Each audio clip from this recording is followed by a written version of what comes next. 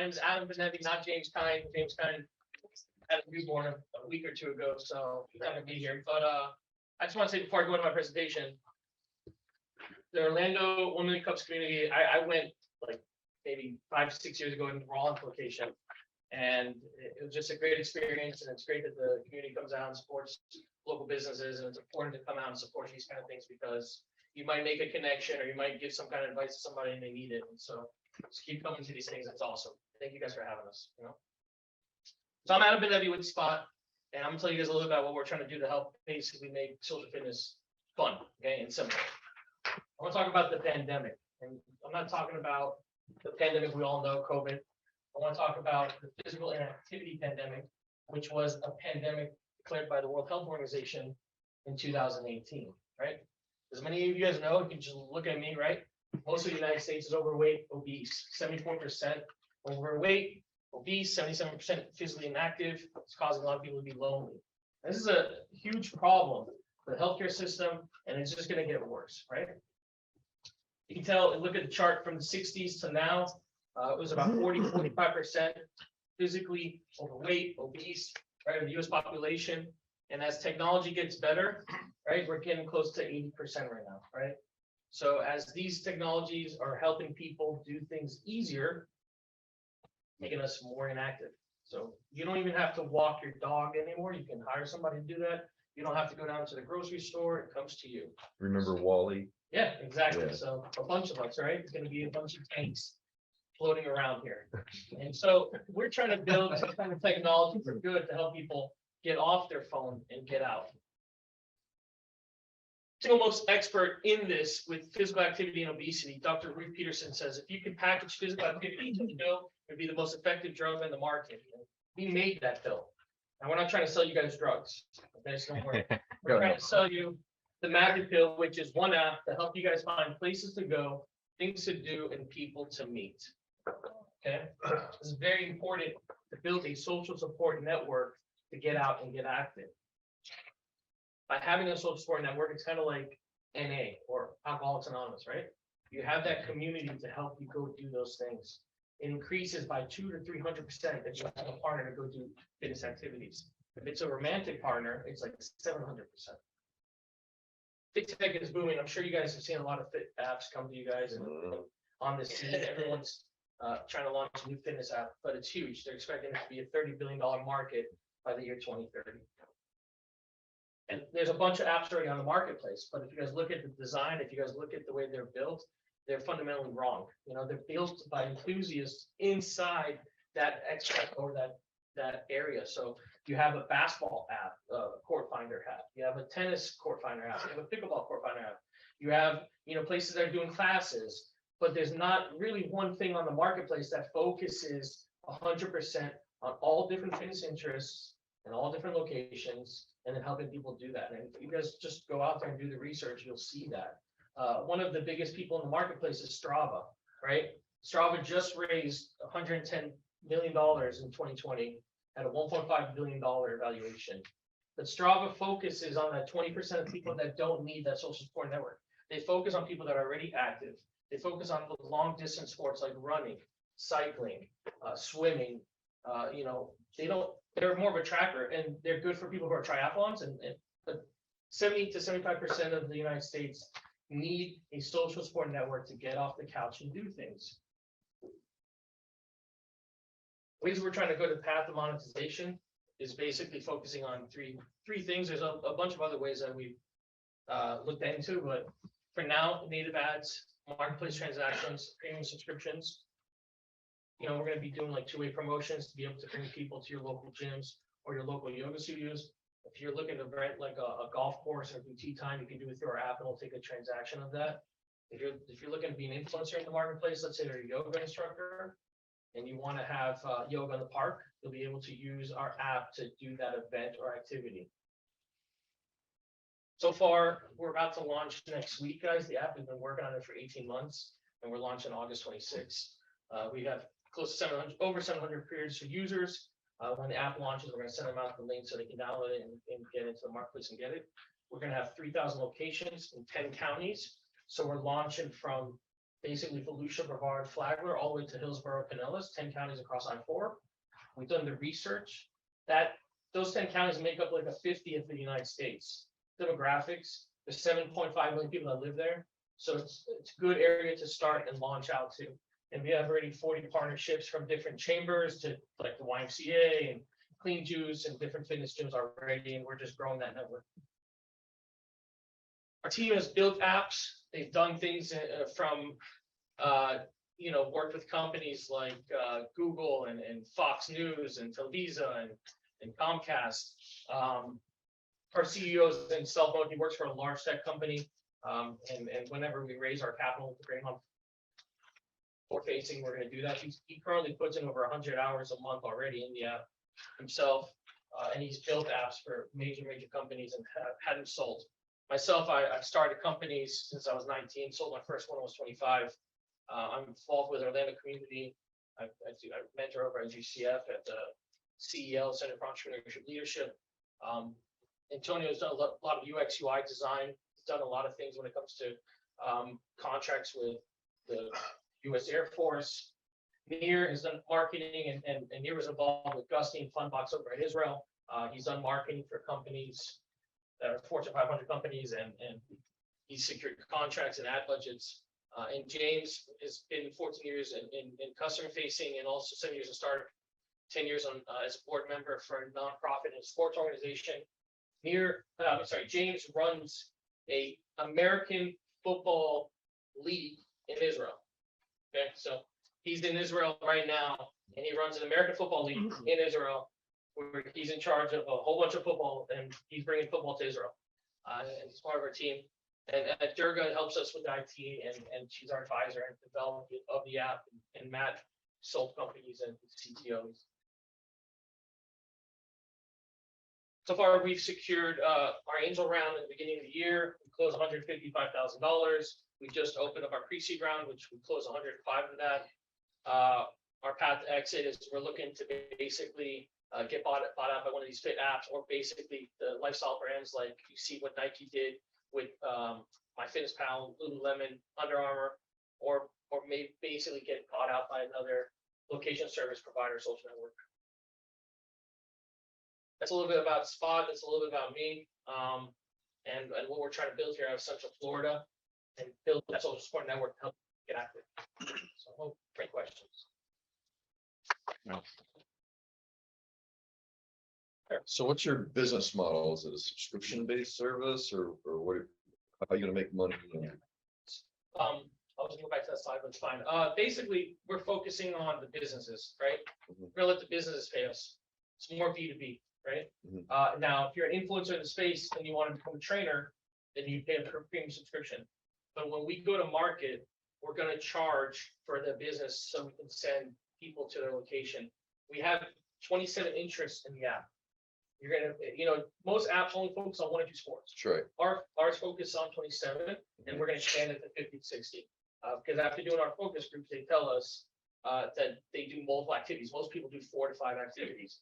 So what we're gonna do is, if we're looking for a yoga studio, if you put yoga as an interest, we're gonna direct you to that local yoga studio in your area, and then we'll collect a transaction from that fee if they spend money there or whatnot. If you're looking for CrossFit, right? We have CrossFit gyms, so we'll send you there. So that's the model that we're going to market with. And then later on, we'll do things like, if you're looking for a kayak, you like kayak or canoeing, you'll be able to rent a canoe on the app. Got We'll it. take a percentage of that transaction.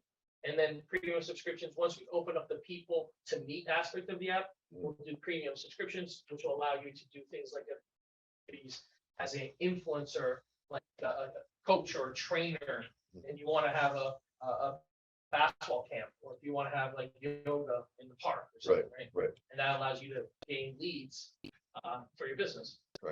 So this is all business to business. It's not, I'm an avid bicyclist. I'm not going on your app to find a group of people that are bicycle on Saturday from San Lando Park. So after doing focus groups, most people told us that they use right now WhatsApp and Facebook groups to do that. That's what we're going to allow to happen once we go into the people to meet phase of the app. When we launch initially, we don't want to build a people to meet app if there's nobody in the marketplace. You're going to go in there looking for somebody to go ride a bike with, and you're going to be pissed. You're going to leave, right? So when we launch initially, we're going to do the places to go side of the app. And then you can find bike trails, places to go biking. And as we build up the community, get thousands of people to join it, then we're gonna roll out the people to meet side of the app. And then you'll be able to go on group bike ride with friends. Is there, If Strava wants to, can they pursue this concept? they tried actually, they rolled out a bunch of different interests, but they kind of pigeonholed themselves, they fragmented the market. Similar to Bumble, I don't know if you know Bumble, it's a dating app.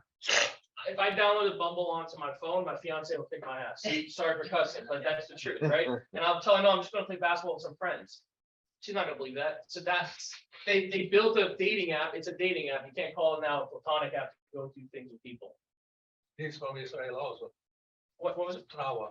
Okay. Strava actually opened up a bunch of different fitness interests, and people were complaining because if you look, they went back to the model focusing on the long distance and triathlons, and they boast on their website that they had like nine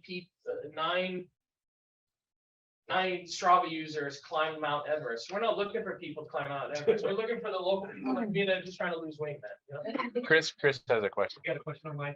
Yeah.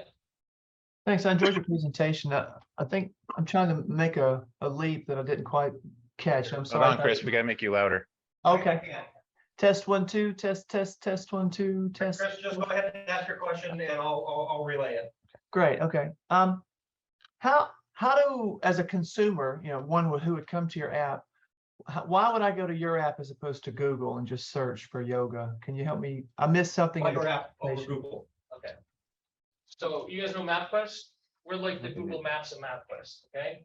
If you go on Google right now, happened to one of our founders, he went on Google to go find a place to go kayaking in Georgia, and it took him to a retention pond behind a Walmart in that area. So if you go on Google right now, and we've done a lot of research, we have boots on the ground in these 10 counties. A lot of the information online is wrong, and a lot of the city and government websites are wrong. So they'll tell you something is ADA compliant, and you'll go there and the parking lot is a dirt road and they can't even get out of their car to get to that local gym. I was just in the city council meeting, a commission meeting on Monday, and they just approved a new ADA compliant playground. And the mayor was harping on them that they didn't even make, like, the playground is great, it's ADA compliant, but how do you get to the playground, right? From the parking lot. So a lot of the information on Google is not right. And what we've been doing is we've been sending people to these parks, to these locations, gathering the research, gathering the data, and opening up not just for people to find places to go like a kayaking spot, but also big one is the impact side of it, the accessibility needs. Like, if you think about how hard it is for me to go play basketball, think about somebody who's in a wheelchair to go play basketball.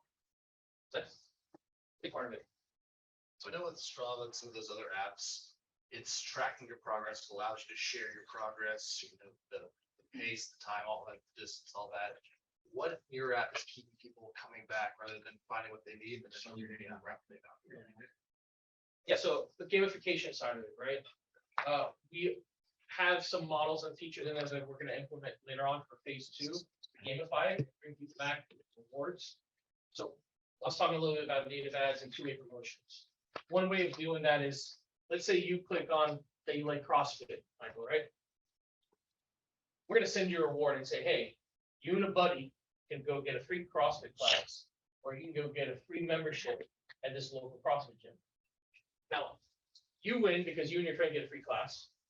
Spot wins because now we're gonna require you to bring that friend into the app to download that reward. And the CrossFit gym wins because now they're getting 2 leads walking in their door. And if those 2 leads convert, then we're gonna take a transaction of the money they spend going to that gym. So there's a whole path to the gamification of that that we've discussed. Obviously, we need to raise more money to pull out those features. Yes, no. A comment from Chris, was saying that, it's like an Angie's List, providing a curated and endorsed listing of providers. Does that sound? Yeah, like a directory, like a listing, but more focusing on the interest because we have a lot more interest in there. We're not just focusing on one sport or one activity. We're spread out over multiple fitness interests because most people do more than one fitness interest, right? Yes, sir. So I may have missed this, but what is your extremely clear statement of your business? We're trying to help people get out, get active. We're not, we're just trying to get out and get active by building a social support network. Now, the one thing that I would say about that is that I don't really understand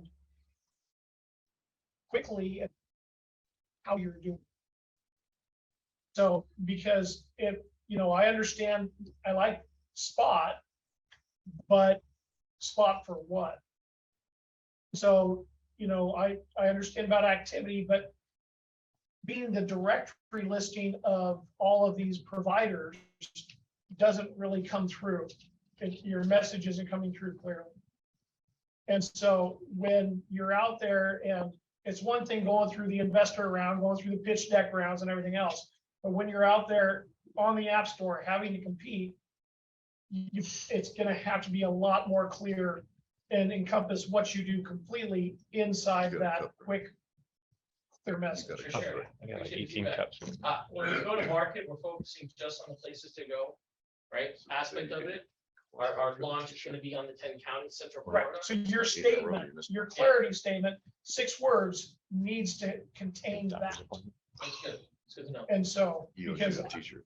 I don't know if I'm the only one, maybe I am the only one, but I didn't get it from writing that clear, that quick. Okay. And so in an app store, that's all the time you have, 6 words. 6 words. Yeah, I was thinking you were kind of like a meetup app That's for athletes or active people. And the goal was to get people out and do things. But then you kind of turned and said, well, we're reaching out to kayak stores, we're reaching out to bicycle stores, and it's a business to business thing, which then kind of went, well, wait a minute, I lost the enthusiasm at the beginning, because now I'm just going to be directed towards a place where I can buy something, or I can join a membership somewhere. For sure, for sure. So we're gonna build initially the places to go aspect of it, so people can go out and build that social support network to go find things to do. You'll be able to go in there and find those different fitness interests. And you'll be able to use the app if you're looking for the 27 different interests in the different areas. As we roll out phase 2, then we're gonna start doing things where it's gonna get the community engaged, like an event, right? So now, if I met you at a bike event, right, and we're riding bikes together, we're literally almost send a ping notification and say, hey, you and Adam were at this event recently. Why don't you guys both like CrossFit.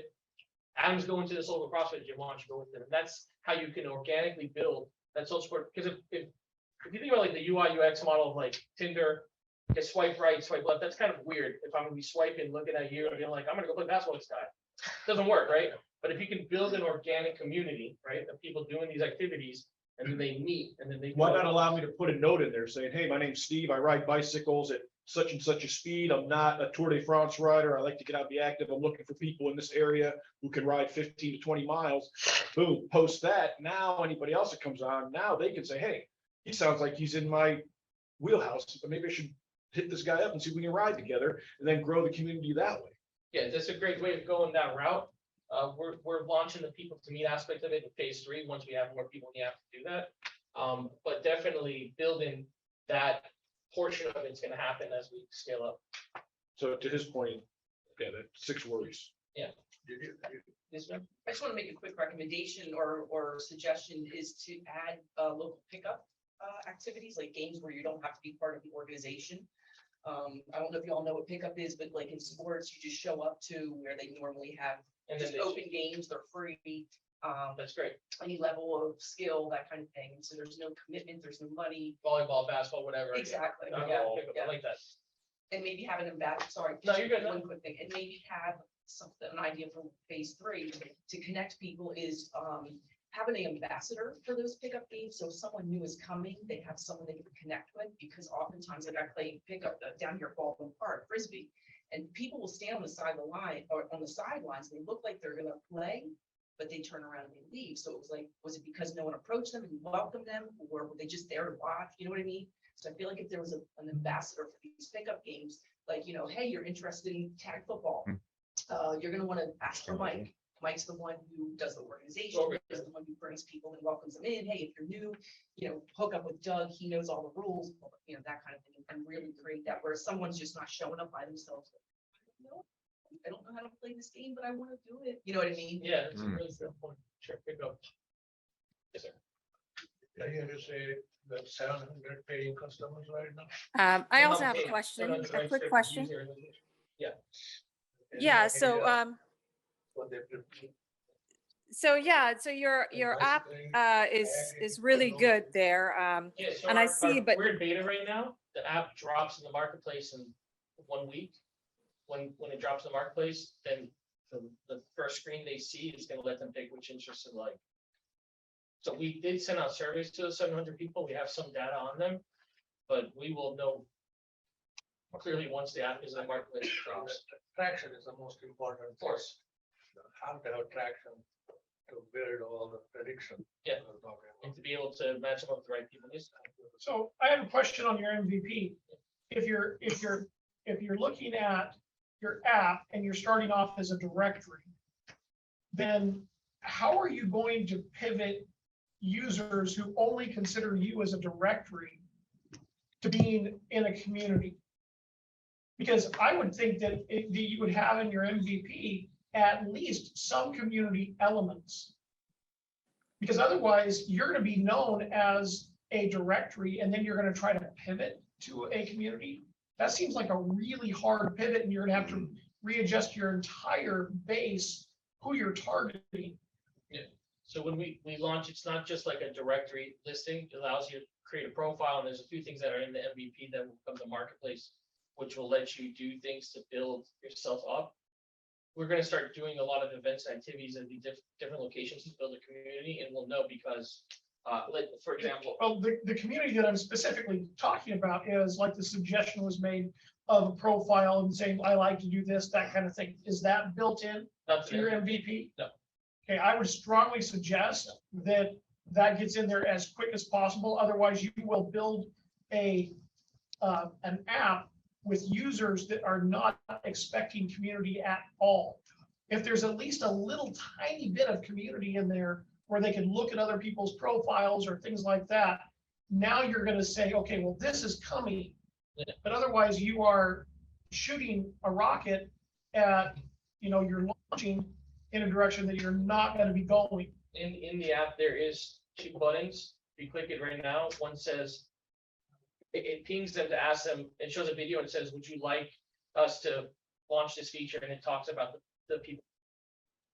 On the other side of the app, there's another button and they click that, it's a video and it asks them, would you like us to launch this feature, which is the events and activities side of the app. So we're already prompting them that we're going to be building this into the marketplace because it's there. But when they click on it, it doesn't load anything up in the video asking them which feature would they prefer to see launched. Good question in the Zoom. Good. Yeah. So you have your hand raised? Hi there, I have a question. Can anyone hear me? Yes. Okay, so so thanks for presenting. And I think, it could be, there's potential for it to be something great, but I think I see a few obstacles and I'm not sure how you haven't really said how you might address them yet. So the first obstacle I see is that it's great to have a hype around fitness, which you see every year in January with all these brands that are out there. But how are you able to get people interested and keep them interested, not just get them interested through the hype, but keep them interested in the exercise program? Because generally after, February or so, people tend to just fall off and get back to their everyday lives. So that's question number one. Question number two would be, if you do get, a number of visitors, how are you going to be able to control that churn? Because I could definitely see there's going to be a huge amount of churn happening from this particular software. And number three, with the advent of a number of subscriptions out there and people are getting fed up with subscriptions now, how are you going to be able to handle that monetarily? So as far as keeping them engaged within the app, again, as we roll out the other features when it comes to the events and activities, the people meet aspect of it, we want them to build organically a social support network, a social support system that they'll be able to go do these events and activities and to go out and do these different interests within the app. As far as churning, yeah, we expect there to be some churn initially until we roll out the rest of the features. And that's kind of the uphill battle you're gonna have whenever you're raising capital to keep these features and these different things to come out to the marketplace. But we're, it's a work in progress. We wanted to come to the marketplace with the MVP, so we can start gathering data and show traction to our investors, so we can raise more money. And this is the MVP that we're going to marketplace with, and we didn't want to launch people to the inside of it. If there's nobody in the place, you're gonna go in there, you're gonna look for somebody to meet, go do a fitness activity. Nobody's gonna be in your area, you're gonna leave. And so that's the biggest thing we did not want to happen. And what was her third question? Moving away from subscriptions. Moving away from descriptions, we see more of it as an influencer model. So if you're a CrossFit coach or a trainer or a yoga teacher, we believe those are the people that are gonna be paying us in subscriptions. Because they're gonna want to use the app to build their base in their locations in their area. So if you want to do an event and activity, we're gonna charge for that, and then be able to use that to market the app to that community. All right, last couple questions, last 3 questions, that's it. Real quick, please. So to me, listening to the questions, it's almost like people are pushing you to launch the feature that you are setting for the future. Yeah. So doesn't it make sense for you to strategize how you're going to capture these people with those events in your MVP instead of waiting, because if you're expecting for them to sign up and then launch the feature for those activities, then it might be resort to the same thing where they come in and they don't come back. Right? No, for sure. But if, imagine you go to an event activity and you're the only one there. You go next to that activity. So it's a cold start problem is like, what do you build first, right? You build the app and then build the community around it, or you try to build a community, right? So we're trying to use this to build a community and then roll out those features. But then there are other apps that are already training in the community. So if you come in and you're not finding the community, you might be, the time to go to the other applications which are already doing. For sure, we see that. So. You probably already thought of this, but just to have a nice little sign of these locations like they're playing, Frisbee, and it's just a QR code. That's part of what we spoke to the city about, is basically being able, when we do an event, they're having that find this location on spot. Yeah. Which is a whole nother aspect of monetization we didn't talk about, which is basically helping the governments. We know, I'm just gonna go into this real quick. We know of one city that paid close to $200,000 on an app that doesn't work. And nobody wants to come to Central Florida and download the Tampa app, the Daytona app, the Orlando app, the Land app, the Deltona app. And so that's a big problem. And all these cities are spending a bunch of money on their apps to bring people to their locations, their parks and rec, when most people don't want to download 10 apps. My question. Ben, actually, I don't have a question. I actually have a response to the question. The lady, I guess I asked the question through Zoom. She's like, how do you keep people interested in? And you actually addressed this earlier. It goes back to the rewards, and you create rewards through your partnerships. One of the biggest problems with people that don't really work out is they don't know about how to eat well. So I don't know who all your partners are. It's like find some company that offers like some, meal prep or whatever it is. Like we have Clean Juice. Right, there you go. That's how you create, and keep interest. For sure. Yeah, one last question. Yeah, sorry. No, it's okay.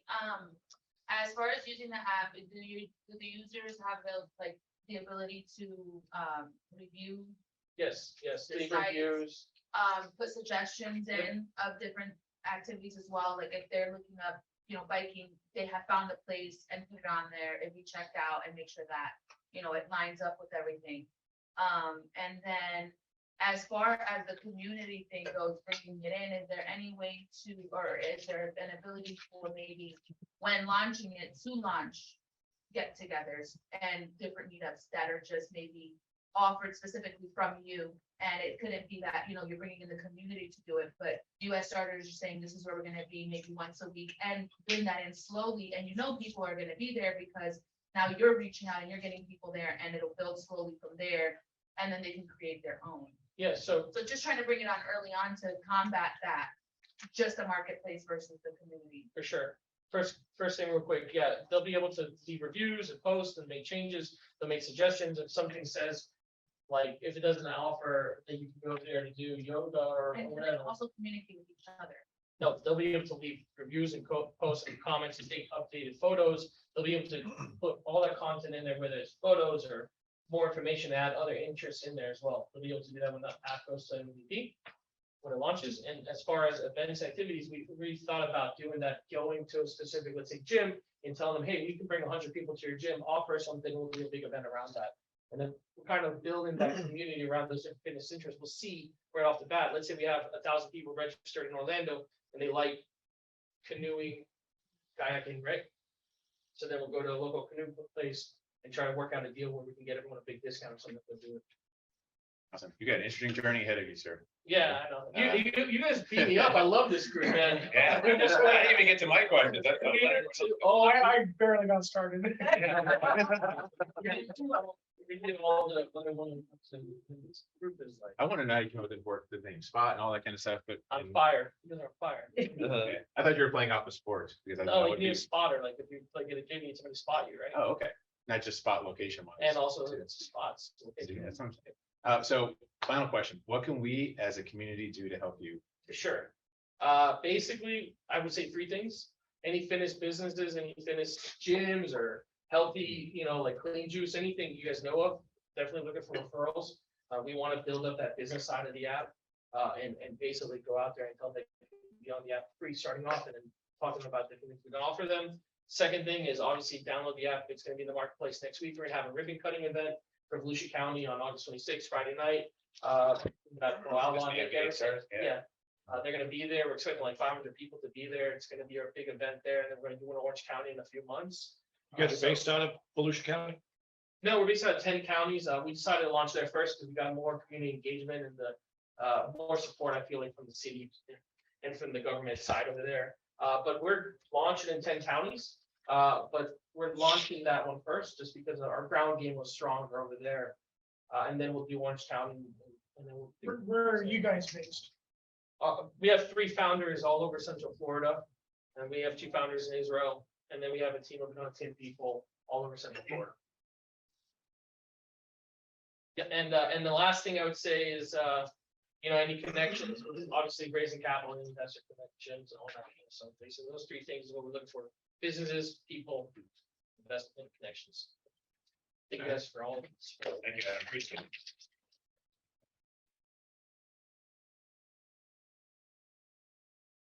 In the last 15 or so minutes, we thought we want to try something a little different. I guess it's kind of what we did last week, but we want to do a segment called Ask the Entrepreneur. I'm going to use Rupert as kind of the model entrepreneur who's done a lot of stuff, entered and exited businesses, has seen a lot of challenges, a lot of stuff, a lot of success. But really, we kind of want to open it up because we're all entrepreneurs here, and I think we can all help each other. But I'm looking for someone who's got a very specific challenge, something that's prescient, that's on their mind right now, that we can just kind of open up to the group. If you're willing to open up and share a little bit with us. I mean, Danny, if you got something. Yeah, I've got one thing that's very, very important. The government just announced they're hiring 87,000 more IRS agents. If you think this is because the IRS owed you money and they're gonna make sure you get this money back.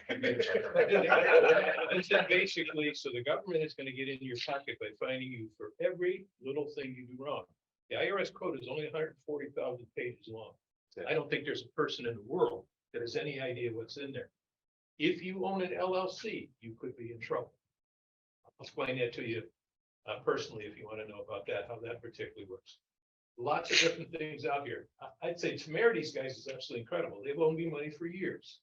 They sent me a statement this year. You have to declare this on your income tax. This is the interest you earned on the money that we haven't paid you, nor the interest that you didn't receive. Now, that's absolutely incredible, but that's the kind of stuff that they're doing. So just be aware of this stuff. If you're in business, and I'm assuming everybody here is, you have to be very careful with this stuff. If you don't have a good CPA and a good attorney, make sure you find out who you can go to and you can talk to. Okay. How many people do have LLCs? Okay, I mean, I anyone have a 100% agree with non-LLC, that. an S corp, a C corp? That's cool too. Okay, so there's still about 3/4 LLC. Yeah, and that's actually a really good point. Tax laws change. Sometimes they start favoring different tax structures as a business. Yeah. Well, thanks for bringing that to our attention. Yeah. So I wanted to share the power of this group that's helped me already. I did my presentation, 2 weeks ago? Yeah. Threw out what I needed. And Scott, who I hardly ever speak to, back in the corner, he came up to me afterwards and said, hey, you need to maybe call out to this guy, I know, a trucking guy. So last Wednesday, I go down and meet the trucking guy. And the trucking guy says, well, I can help you, but take care of your shipping first. Well, shipping's been a huge problem for me, trying to figure out how I'm gonna get these things out. I'm losing a lot of sales. So he goes, go over to this guy, it's a mile down the road. Go down to that guy, talk to him. He says, hey, I happen to know a guy who has your same concerns. I met with that guy yesterday. He has exactly what I need to fix my problem when it comes to boxing and shipping. So I'm going down there tomorrow with one of my products and he's gonna help me box it up so I can figure out exactly what I need to do in order to move forward. Nice. That's the first one. Rupert here has also helped me because I have been afraid to go out and find big contracts because I don't have the income or the money to go out and manufacture my product because it's super expensive.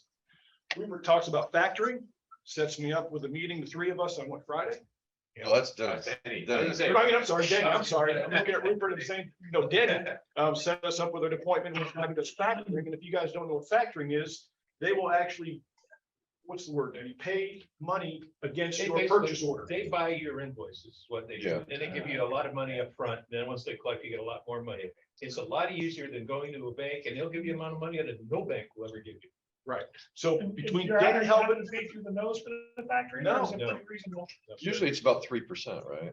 I think it depends, if I heard him correctly, it depends on how long the invoices go out as to how long you get paid.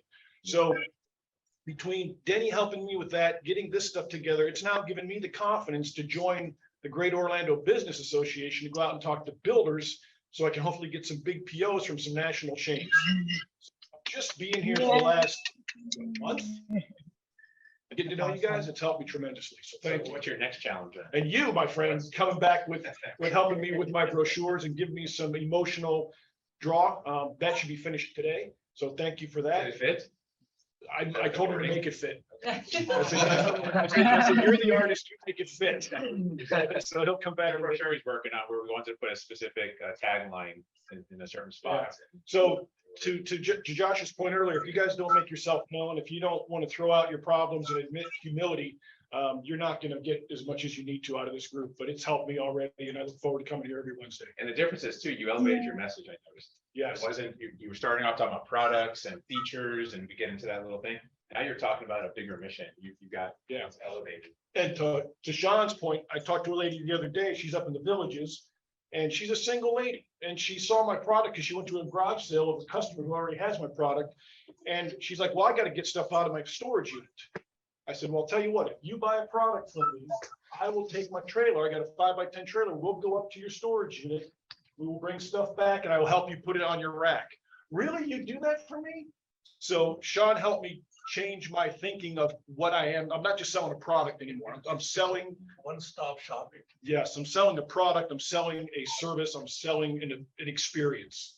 So thank you to all of you who've helped me. So this is the power of community, right?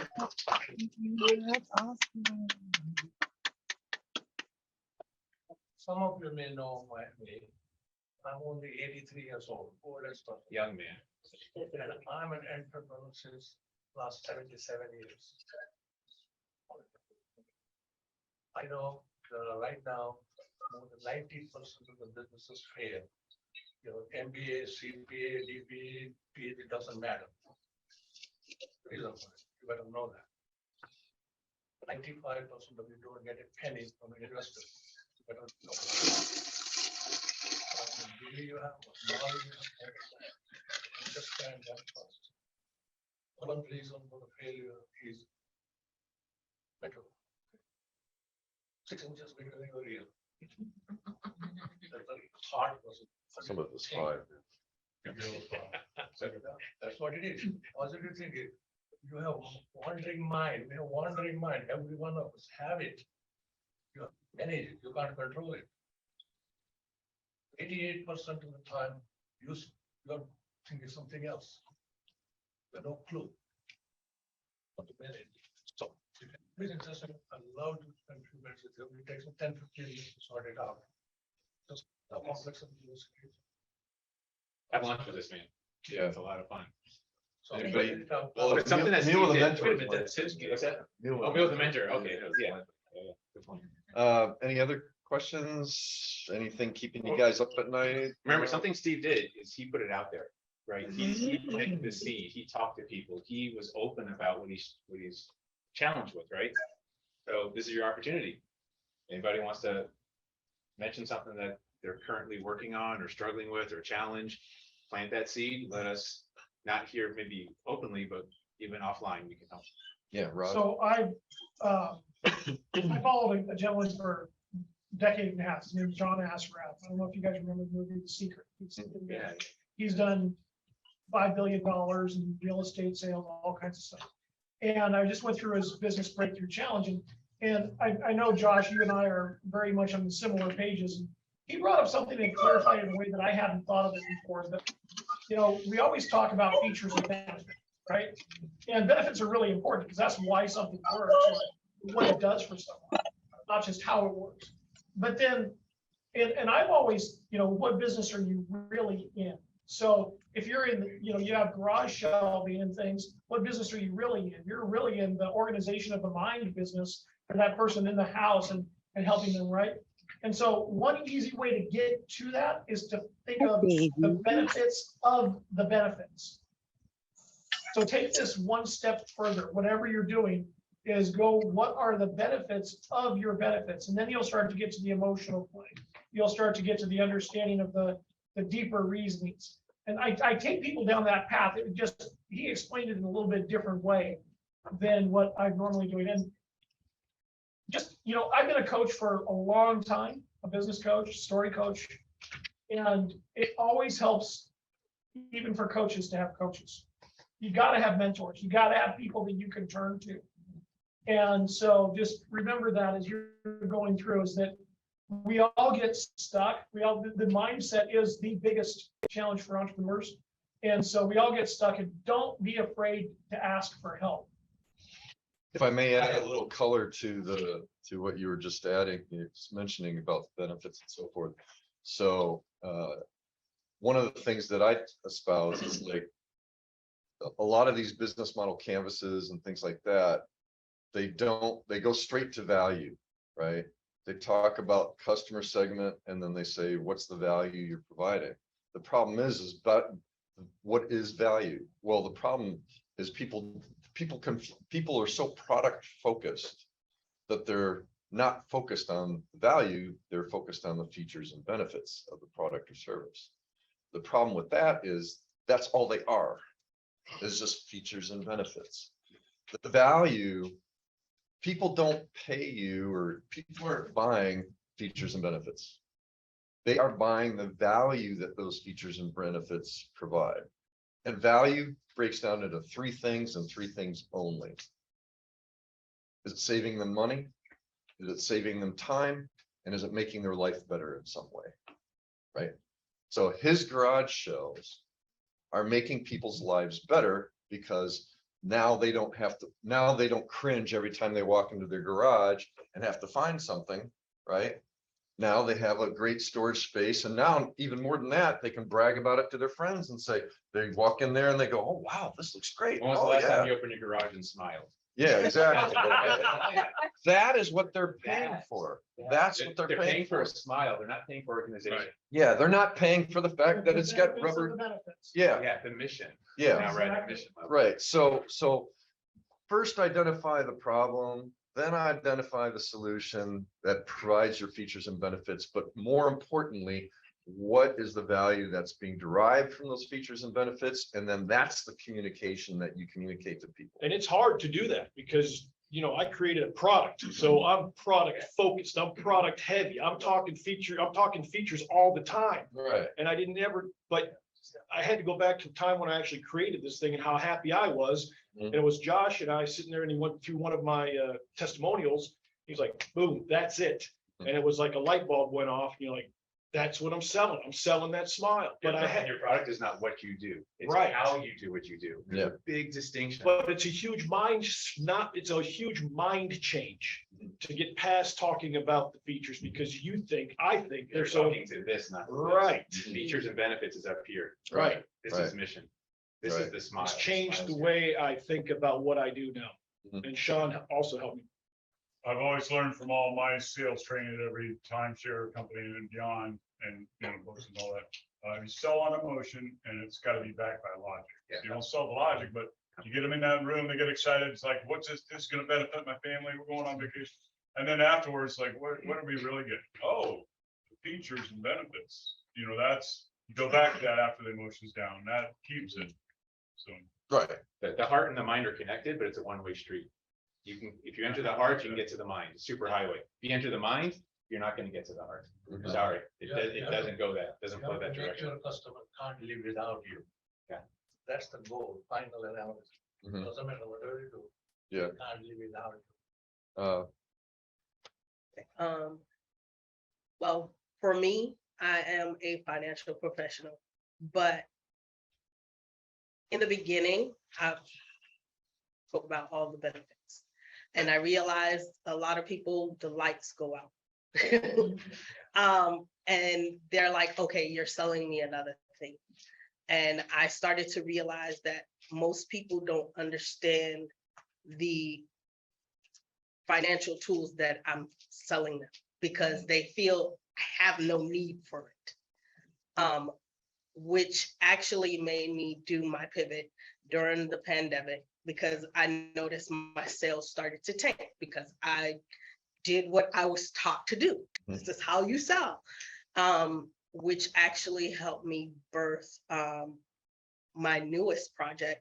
I actually halted on the financial side because how can you sell a tool to a person that don't think they need it? So that actually made me really see, because it was outside of me. The reason why I went into the field that I went into is because I personally am a cancer survivor. I sat there with my 2-year-old in my lap, bawling my eyes out. Like, I have a great job, I have a business that makes money, but I'm broke. And it was like, okay, I am the people who say I don't need it.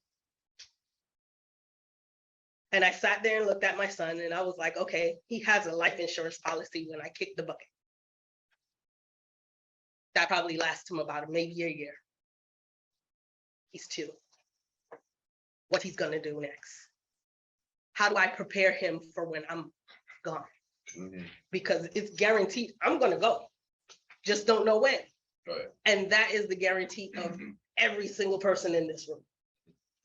And I was like, okay, now I'm birthing this business, which is my coaching business, because a lot of people don't feel it's necessary, the tools that I sell. I actually was told by my current coach that I'm a walking toolbox. I can spout out every single reason why you should have what I sell. But she's like, but you don't sell to the heart, so they won't understand how you feel. So now I have to pivot because I've been that walking toolbox for so long. And I'm trying to now rebrand myself. So that's where I need help, because for me, this is a very big step for me. I'm usually not this vulnerable. So, congratulations. Yeah, throw it out there. Yeah.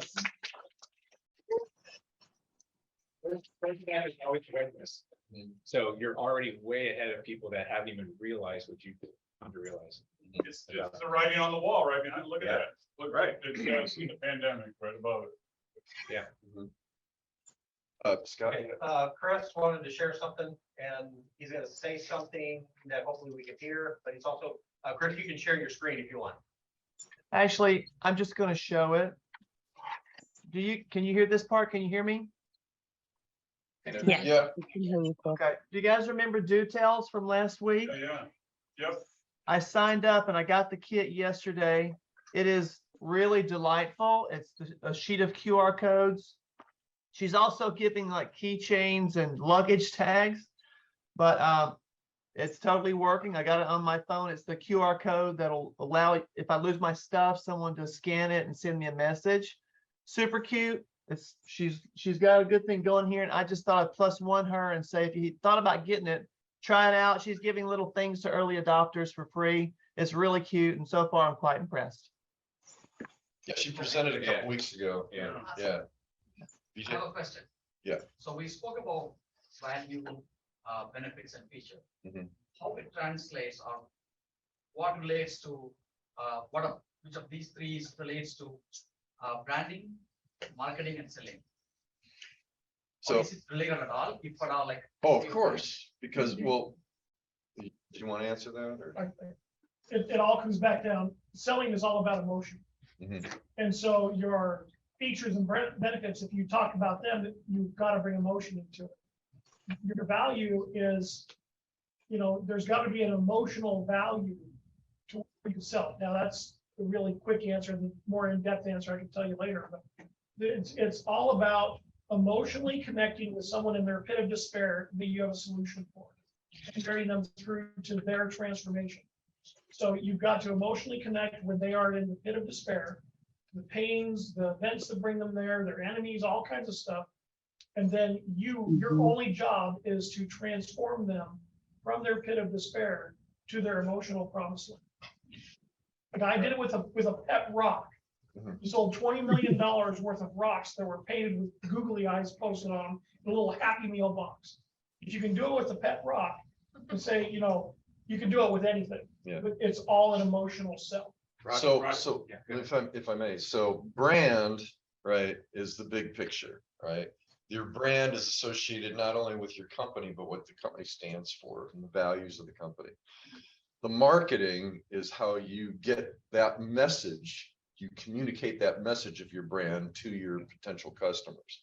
Selling is within the marketing aspect, which is basically how are you converting the brand and the marketing efforts into cash flow.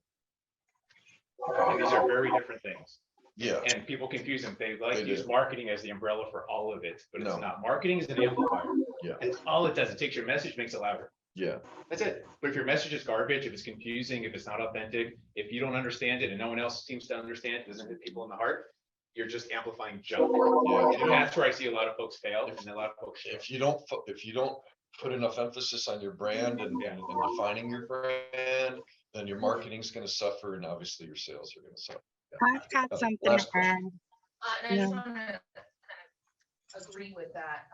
I've always said I sell myself, I don't sell my product and what I have, because I've had conversations with people that have, at the end of the conversation, that I didn't talk anything about what I have to offer them, how much anything's gonna cost, what it is, and they specifically told me, I'm gonna be working with you, I'm not gonna be looking anywhere else, we will connect. Because sales is a relationship building. It's a relationship, and so you build that relationship, you build that trust with them. It's honestly that trust part of it. If they trust you with it, whatever it is that they're asking for, they're not gonna go call another professional. And I've said even hash out their entire story to somebody else again. Once they told you their story, once you've gotten that out of them, once you share that experience with them, a lot of times they're not gonna sit there and have another conversation with another stranger the next day or, 2 days later. That's exactly It's to correct. build that relationship. So we're and that kind of trust. out of time. One other person on that had a question. She had their hand up for a while. Okay. Yeah, Rachel. Oh, no, we're Okay. past time. I don't want to be the one that make you guys late. We'll talk next week. Okay.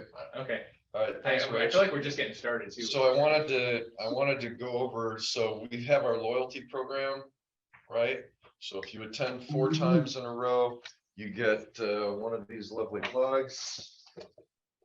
Great mug. And we're, if you attend 8 times in a row, then you get a t-shirt. We're still waiting on our t-shirts. Yeah. And then if you attend 12 times in a row, you get a really beautiful, they have these ceramic mugs that are pretty cool. Speaking of features, did you know that you can put a 12-ounce beer can in here and use it as a koozie? No, I do now. Do now. It's a great beer holder. Okay, so I want to go down the That's list. for after you present. Yes. Right, I just want to go down the list and make sure that people who I believe earn these things have received them. So let's see here. I'm waiting on my t-shirt. So, well, I'm waiting on it too. I almost came in without a shirt thinking I was gonna. Thank you for. Yeah, we're, Don't give me a shirt off the back. Jezreel. Have you received your mug? Your mug.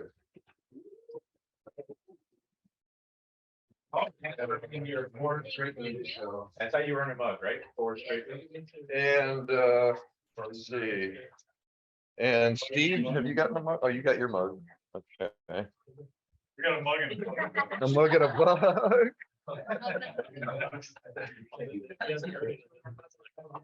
Okay. And Steve. Yeah, I just want to make an announcement for those of you that know Vincent.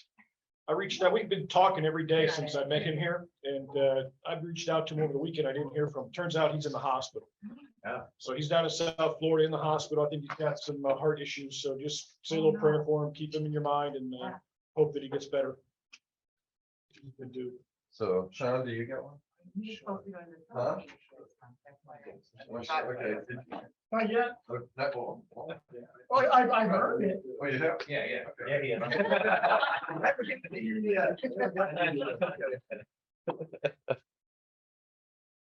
Yeah.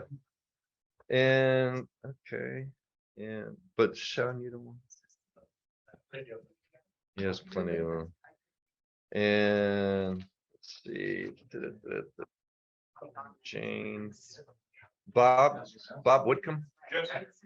Oh, you got him up? Okay, I got a picture up on Facebook. okay, All right, we good? all right, yeah, we're good. All right. You So skipped next over week we're me, gonna hear from Ruben. David Conrad with Economic Impact Catalyst. So make sure you're here. We got some exciting stuff. And download the chat if you're on Zoom. Connect with someone. Remember, this is my challenge. Before you leave today, set up a one-on-one with just one person. Lunch, coffee, beer, right, whatever. Bring your mugs. Water. Meet with a mentor. You can even meet with a mentor here with Rupert. You can even just do it over water. It's not Florida water, get some bottled stuff. And then join us on meetup.com, because that's where we're gonna be posting a lot of our updates and a lot of things, or our Facebook group. Those are the two places you're gonna find us. And hopefully everyone have a good time. Yes. Yeah. Something. So let's download the chat, all right? Yeah. And not only that, but Ben, Adam. So this is gonna be posted on YouTube fairly quickly. Yep. And then we suggest that we strongly suggest that you review it multiple times. Real hard. Okay. Yeah. And really go through it and make sure you understand all the nuances and the questions Sure. and everything else. Yeah.